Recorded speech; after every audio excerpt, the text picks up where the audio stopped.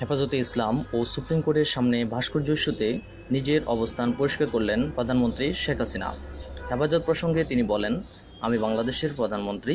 হেফাজত কিংবা অন্য যে কোনো রাজনৈতিক দলের সঙ্গে আদর্শে ভিন্নতা ও মতবিরোধ থাকলেও সুষ্ঠু পরিবেশ বজায় রেখে দেশের সামগ্রিক উন্নয়নের স্বার্থে প্রধানমন্ত্রী হিসেবে যা ভালো মনে করেছি তাই করেছি, কারণ আমি দেশের একজন অভিভাবক।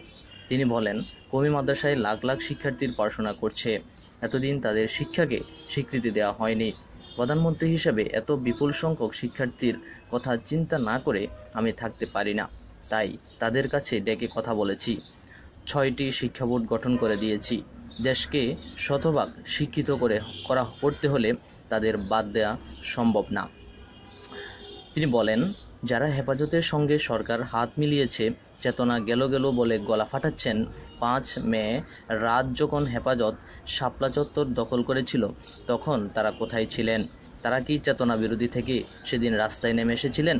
ভাবতে পারেন আর কয়েক ঘন্টা হেফাজতের দখলে থাকলে দেশের কি অবস্থা হতো? সেদিন আমি নিজস্ব চিন্তা ভাবনা থেকে যা যা করণীয় তা করে হেফাজত মুক্ত করেছিলাম। সবাই মধ্যে আতঙ্ক ছিল, কি হবে। পরদিন অনেক মন্ত্রিসভার সদস্য ভয়ে সচিবালয়মুখীও হননি। প্রধানমন্ত্রী বলেন, হেফাজত ইসলামের মুসল্লিদের ভুল বুঝিয়ে রাজনৈতিক ফায়দা হাসিলের অপচেষ্টা চালিয়েছিল বিএনপি। 5 মে মাদ্রাসার শিক্ষার্থীদের এনে জড়ো করে সরকার পতনের অপচেষ্টা চালিয়েছিল। ওদের বলা হয়েছিল 200 গরু জবাই করে তাদের বিরিয়ানি খাওয়ানো হবে। ছোট ছোট কোমলমতি মাদ্রাসা শিক্ষার্থীদের সারাদিন একটি রুটি আর কলা খাইয়ে বসিয়ে রাখা হয়েছিল। ওই পরিস্থিতি থেকে উত্তরণ ও বর্তমানে দেশের মানুষের উন্নয়ন, বিশেষ করে গ্রামের মানুষের ভাগ্য উন্নয়নের স্বার্থে তিনি হেফাজত ইসলামের নেতাদের সঙ্গে কথা বলে ভুল ভাঙিয়ে ওদের শিক্ষার সুযোগ সুবিধা করে দিয়েছিলেন। প্রধানমন্ত্রী বলেন, সরকারের প্রতি ভুল ধারণা নিয়ে ওরা জঙ্গিদের সঙ্গে হাত মিলালে দেশের কি অবস্থা হবে তা কি কেউ ভেবে দেখেছেন? তারা এখন জঙ্গি দমনে সরকারের পাশে থাকার প্রতিশ্রুতি দিয়েছেন। তারা জঙ্গিদের বিরুদ্ধে বক্তব্য, বিবৃতি দিচ্ছেন। এই উদ্যোগকে যারা সহজভাবে নিতে পারেন না, তারা কি চান? 75 পরবর্তী সময়ে দেশটা 90 ডিগ্রি অ্যাঙ্গেলে চলে গিয়েছিল। বর্তমান সরকারের প্রচেষ্টা সেই অবস্থা থেকে দেশকে উন্নত করে অন্তত 70 ডিগ্রি অ্যাঙ্গেলে ঠিক করা গেছে। সুপ্রিম কোর্ট প্রাঙ্গণ থেকে ভাস্কর্য অপসারণ প্রসঙ্গে প্রধানমন্ত্রী বলেন, জাতীয় ঈদগাহ সংলগ্ন সুপ্রিম কোর্টের যে স্থানটিতে গ্রিক গড অব থেমিসিস আদলের ভাস্কর্যটি স্থাপন করা হয়েছিল, সেই ভাস্কর্যের গায়ে শাড়ি পরানো হলো কেন?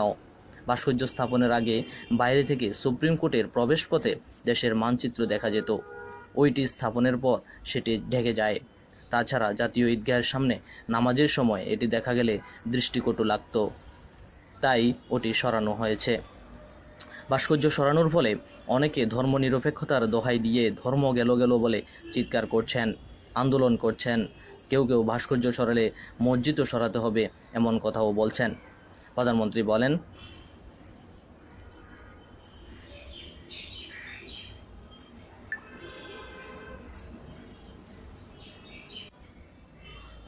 বলেন, যাদের তিনি জিরো থেকে হিরো বানিয়েছিলেন তারা এখন আন্দোলন করছেন।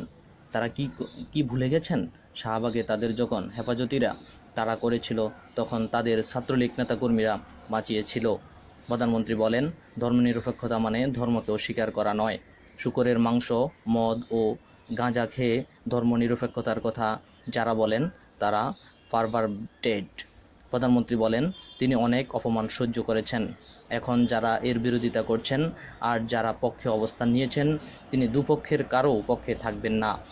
তার আগের মারামারি ও মল্লযুদ্ধ করে শক্তির পরীক্ষা করুক। তিনি স্বরাষ্ট্রমন্ত্রীকেও এ ব্যাপারে দুপক্ষ মুখোমুখি হলে কিছু করতে মানা করেছেন।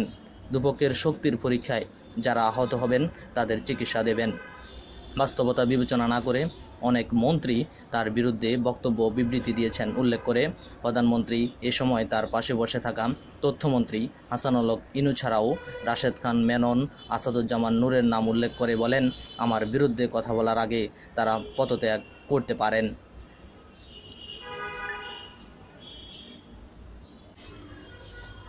হেফাজতে ইসলাম ও সুপ্রিম কোর্টের সামনে ভাস্কর্য ইস্যুতে নিজের অবস্থান পরিষ্কার করলেন প্রধানমন্ত্রী শেখ হাসিনা। হেফাজত প্রসঙ্গে তিনি বলেন, আমি বাংলাদেশের প্রধানমন্ত্রী। হেফাজত কিংবা অন্য যে কোনো রাজনৈতিক দলের সঙ্গে আদর্শে ভিন্নতা ও মতবিরোধ থাকলেও সুষ্ঠু পরিবেশ বজায় রেখে দেশের সামগ্রিক উন্নয়নের স্বার্থে প্রধানমন্ত্রী হিসেবে যা ভালো মনে করেছি তাই করেছি, কারণ আমি দেশের একজন অভিভাবক। তিনি বলেন, কওমি মাদ্রাসায় লাখ লাখ শিক্ষার্থীর পড়াশোনা করছে, এতদিন তাদের শিক্ষাকে স্বীকৃতি দেওয়া হয়নি। প্রধানমন্ত্রী হিসেবে এত বিপুল সংখ্যক শিক্ষার্থীর কথা চিন্তা না করে আমি থাকতে পারি না, তাই তাদের কাছে ডেকে কথা বলেছি। 6টি শিক্ষা বোর্ড গঠন করে দিয়েছি।